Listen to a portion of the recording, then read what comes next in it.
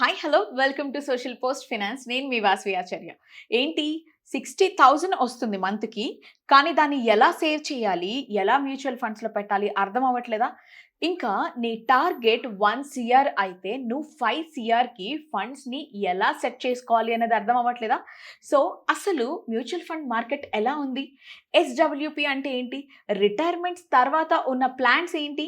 So వీటన్నిటి మీద ఈరోజు మనతో డిస్కస్ చేయడానికి స్టూడియోలో ఉన్నారు గిరిబాబు గారు, AMFI registered mutual fund distributor from Hyderabad. So సార్ని ఇన్వైట్ చేసి వీటన్నిటి మీద నేను మీకు ఆన్సర్స్ ఇస్తాను. సో వీడియోని ఎక్కడ కూడా స్కిప్ చేయకుండా చూడండి.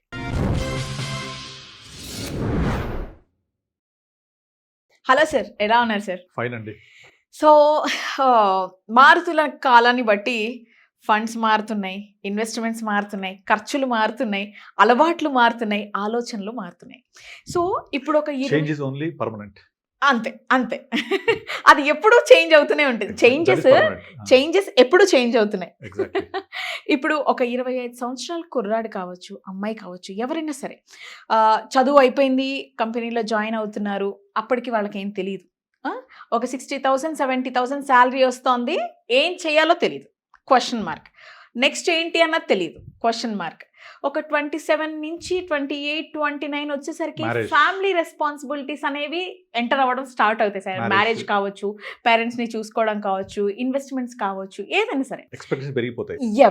సో ఇప్పుడు వాడి టార్గెట్ ఒక 1 CR అంటే ఇప్పుడు నీకు వస్తుంది 60 to 80,000 అంటే దాన్ని ఎలా అలైన్ చేసుకోవాలి, ఎలా ఇన్వెస్ట్మెంట్ స్టార్ట్ చేయాలి, సేవింగ్స్ అనేవి ఎలా చేయాలి, దుబారా ఖర్చులు పెట్టడం అన్నది అది వాళ్ళ పర్సనల్ థింగ్, రైట్? సో వాడి లైఫ్ని ఎలా సెక్యూర్గా పెట్టుకోవాలి అని అంటే మీరేం చెప్తారు? నార్మల్గా మన పేరెంట్స్ పీరియడ్లో ప్రొఫెషనల్ లైఫ్ అంటే up to 60. Okay, general retirement అంటే 60 చెప్పకనే చెప్పేస్తారు. 60 తర్వాత లైఫ్ ఏంటి అంటే ఒక సొంత ఇల్లు ఉంటుంది అండ్ పిల్లలు సెటిల్ అయి ఉంటారు. అప్పటి వాళ్ళ మ్యారేజ్ కూడా అలా ఎర్లీగా అయిపోతుండే కాబట్టి by the time they get retire by 60 అన్ని సెటిల్ అయిపోయి ఉంటారు, సొంత ఇల్లు ఉంటుంది, ఎక్కడ నేను ఉండాలి అని క్లారిటీ ఉంటుంది, అసలు ఎటువంటి ఇబ్బందులు ఉండవు. కానీ ఇప్పుడు ప్రాబ్లం ఏంటంటే లైఫ్ స్పాన్ ఏమో 75-80 దాటిపోయింది because of improved medical conditions, improved health conditions, health consciousness వల్ల. బట్ వర్క్ లైఫ్ వచ్చేసి తగ్గిపోయింది. అంటే మన పేరెంట్స్ 60 దాకా వర్క్ చేసేవాళ్ళు వితౌట్ ఎనీ హెజిటేషన్. ఇప్పుడు నువ్వు నీ ఫైర్ నెంబర్ ఎంత అంటే, ఫైర్ అంటే ఫైనాన్షియల్ ఇండిపెండెంట్ రిటైర్ అంటే నీకు ఎప్పుడు ఫైనాన్షియల్ ఇండిపెండెన్స్ కావాలి అప్పుడు రిటైర్ అవుతావు. ఈ దీన్ని ఫైర్ నెంబర్ అంటారు. ఇది నీ ఫైర్ నెంబర్ ఎప్పుడు అంటే మ్యాక్స్ టు మ్యాక్స్ 45 to 50. అంటే 50 తర్వాత I'm going to retire from my work life. అంటే మన పేరెంట్స్ 60 అయితే 10 తగ్గింది.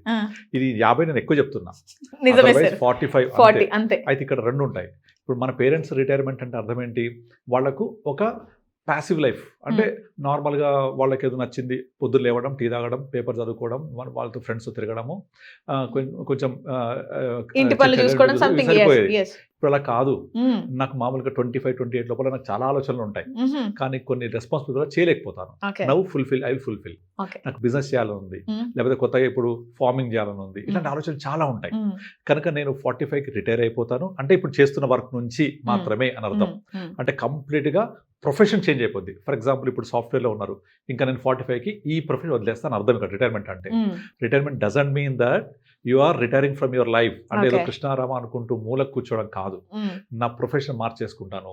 సపోజ్ నాకు మ్యూజిక్ ఇష్టం, చిన్నప్పుడు మా నాన్న నాకు సపోర్ట్ చేయలేదు, ఇప్పుడు నేను ఇంకా మ్యూజిక్ మీద కాన్సన్ట్రేట్ చేస్తా. లేకపోతే వరల్డ్ టూర్ వెళ్ళడం ఇష్టం, లేకపోతే నాకు రాయడం ఇష్టం, లేకపోతే నేను కొన్ని కొత్త ఆలోచనలతోటి నేను నా క్రియేటివ్స్ చేస్తాను. ఏం చేయాలన్నా నాకు కొన్ని రెస్ట్రిక్షన్స్ ఉండేవి. But after 45-50 I don't have restriction. So I start my second life అని చెప్తారు.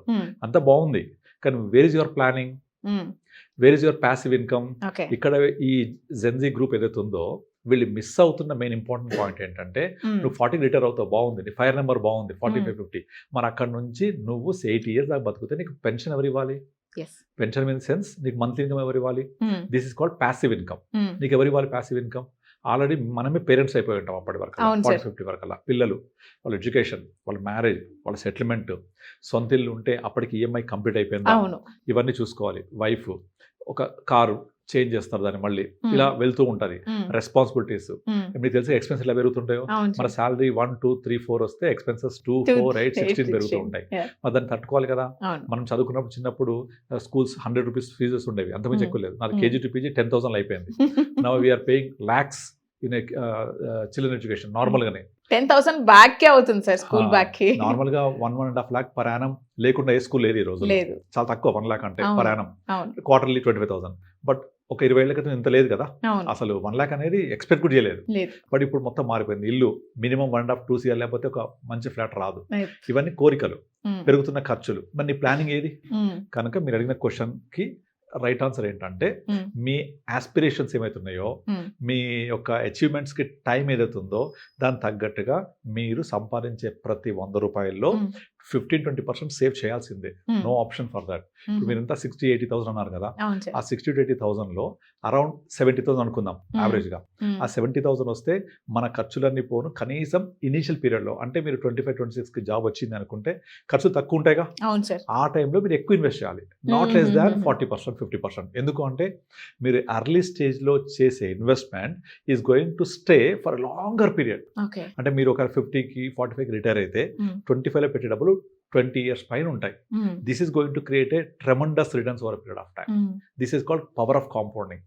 మీకు ఒక 30 yearsకి వచ్చేప్పటికి శాలరీ పెరుగుద్ది, కానీ అప్పుడు కనుక మీరు 20-30% ఆఫ్ శాలరీ చేయడానికి పాసిబుల్ అవ్వదు. బికాజ్ ఎక్స్పెన్స్ పెరుగుతాయిగా. ఇప్పుడు శాలరీతో పాటుగా ఎక్స్పెన్సెస్ ఇంకా పెరుగుతూ ఉంటాయి.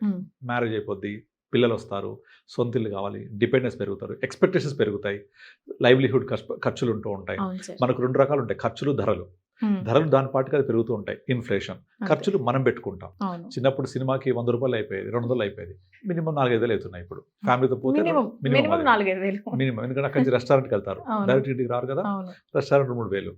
మీరు వీకెండ్స్ హైదరాబాద్లో ఏ రెస్టారెంట్కి వెళ్ళినా 10,000 కాదు. ఫస్ట్ ఆఫ్ ఆల్ ఒక పెళ్లికి కూడా భోజనాలకు ఎట్లా పోతారు అట్లా పోతుంటారు.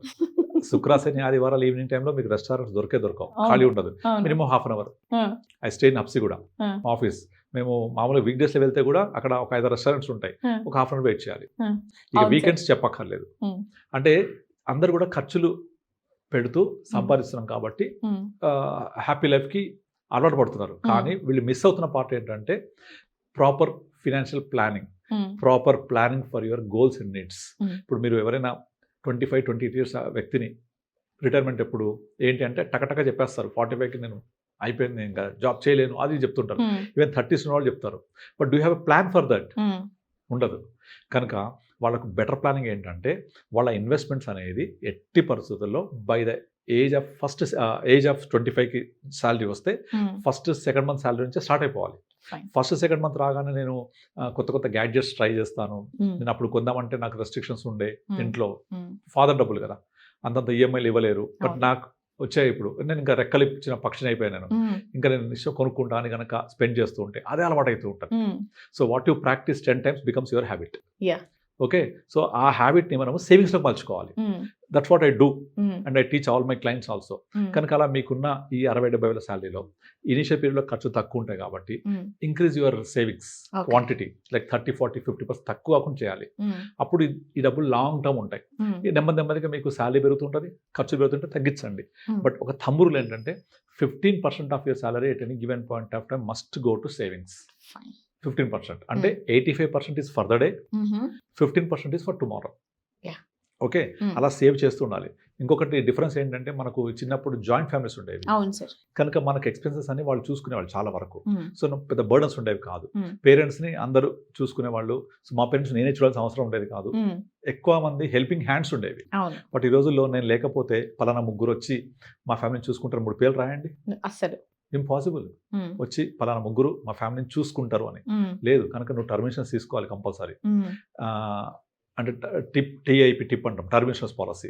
అలాగే HIP hip, health insurance policy. అలాగే SIP SIP, systematic investment plan, SIP HIP TIP. So ఈ 3 ఖచ్చితంగా ఉంటేనే మీ ఫైనాన్షియల్ ప్లానింగ్ ఫుల్ఫిల్ అవుతుంది. ఇప్పుడు మీరు ఎంతమంది 60-70,000 నుంచి 2 crores క్రియేట్ అవ్వాలి. నార్మల్గా there is rule called rule 15,000 15 years 15% return ఇస్తే 1 year అవుతుంది. సో అది 15 yearsలో అయిపోయింది. కానీ 2 crores కావాలి కదా, 20 years చేయాలి దాన్ని. Same 15,000 if you continue for 20 years become 2 crores. కానీ ఇక్కడ ప్రాబ్లం ఏంటి? ఇన్ఫ్లేషన్.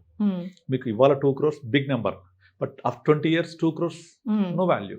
కనుక మీరు 20 years తర్వాత 2 crores కావాలి అంటే అప్పటికి ఇన్ఫ్లేషన్ అడ్జస్ట్ చేస్తే కనీసం అది 5 కోట్ల పైన ఉండాలి. ఓకే. అంతే కదా. ఇప్పుడు మనము చిన్నప్పుడు స్కూల్కి వెళ్ళినప్పుడు కట్టిన ఫీజు అంతా ఇప్పుడు ఎంత మారిపోయింది కదా. సో ఎందుకు కట్టగలుగుతున్నాం అంటే ఇన్కమ్ పెరిగింది కాబట్టి కదా. అలాగే అప్పటికి ఎక్స్పెన్సెస్ పెరుగుతాయి.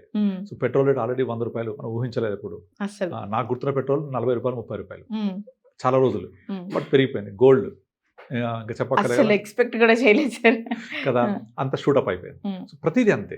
సో కనుక మీరు ఆ రేంజ్కి వెళ్ళినప్పుడు మనము ఎంత డబ్బులు రావాలనేది మీ సేవింగ్స్కి ఇన్ఫ్లేషన్ అడ్జస్ట్ చేయకపోతే కష్టమైపోతుంది. మనం మేనేజ్ అవ్వలేదు. ఇవాళ మీరు చేసే ఖర్చు అన్ని నాకు 2 crores ఉంటే సరిపోద్ది అనుకుంటే అప్పుడు 2 crores వాల్యూ 50-60 lakhs ఉంటుంది, 70 lakhs ఉంటుంది 20 years తర్వాత కదా. సో కనుక ఎట్టి పరిస్థితుల్లో అప్పటికి 2 crores కావాలి అంటే you plan for 5 crores. Then అప్పుడు monthly income on 5 crores around 3.5 lakhs తీసుకుంటూ లైఫ్ గడిపేయచ్చు. అంతే కదా. ఇప్పుడు ఒక 2005-06-07లో శాలరీ 10,000 ఉంటే ఇయర్లీ శాలరీ ఎంత? అది అరౌండ్ 1 lakh, 9-10,000. అంటే ఒక 20 years బ్యాక్ నీ శాలరీ ఎంత అంటే 1 lakh అంటే దట్ ఈస్ పర్ ఇయర్. ఇవాళ 1 lakh శాలరీ అంటే పర్ మంత్. మారిపోవాలని లెక్కలు. అలాగే సేమ్. కనుక నేను నాకు 1 lakh శాలరీ రావాలి అని అనుకుంటే ఇవాళ మంత్లీ అయిపోయింది కదా. ఖర్చులు ఎలా పెరిగాయి? ఇప్పుడు 1 lakh శాలరీ వస్తున్నా ఓ గ్రేట్ శాలరీ, వావ్ అనుకునే శాలరీ కాదు కదా. జస్ట్ క్యాజువల్ ఇన్కమ్ ట్యాక్స్ లా ప్రకారంగా 12 lakhs is zero tax. So minimum 12 lakhs అనేది మినిమం వచ్చే ఇన్కమ్. అది మనకు ఎంత రావాలి? ఇంకా మినిమం 2.5 lakh రావాలి. ఇది ఊహించలేదుగా 20 ఏళ్ల క్రితం. అలాగే ఇది కూడా లెక్కలు మారుతాయి. కనుక స్టార్టర్లీ అండ్ అట్లీస్ట్ ఇనీషియల్ పీరియడ్లో కనీసం 30-40% సేవింగ్స్కి వెళ్ళాలి. పోను ఖర్చులు పెరిగిన కొద్దీ ఈ percentage never come down less than 15%. ఇది రూల్. ఎక్కడ ఇన్వెస్ట్ చేయాలి? Next mutual funds are the best investments. ఎందుకంటే కాలానుగుణంగా ఇన్వెస్ట్మెంట్ స్ట్రాటజీస్ మారుతూ ఉంటాయి. లైక్ ఒకప్పుడు real estate was good investment because small amount ఉండేది, పెరిగేది. గోల్డ్ అలాగే 2-3 రూపాయలు గ్రాముకు ఉండేది, పెరుగుతుంది గ్యారంటీగా. అలాగే ఫిక్స్డ్ డిపాజిట్స్ అరౌండ్ 12%, 13% ఇంట్రెస్ట్ ఉండేది. Insurance policies coverage plus returns ఉండేవి. ఇప్పుడు అవన్నీ పోయినాయి. ఓన్లీ ఇప్పుడు capital markets has only potential to give inflation beated returns. అంటే 12+ కైండ్ ఆఫ్ రిటర్న్స్ రావాలి అంటే మ్యూచువల్ ఫండ్ ఒక్కటే సాధ్యం. కనుక ఇన్వెస్ట్మెంట్ అక్కడ ఇన్వెస్ట్ చేస్తే మీ పోర్ట్ఫోలియో పెరుగుద్ది, మీరు ప్రాపర్గా ఫైనాన్షియల్ ప్లానింగ్ అయిపోతుంది. You can achieve your number. Okay, thank you so much sir. చాలా డీటెయిల్డ్గా ఎక్స్ప్లెయిన్ చేశారు. Thank you very much. Thank you అండి.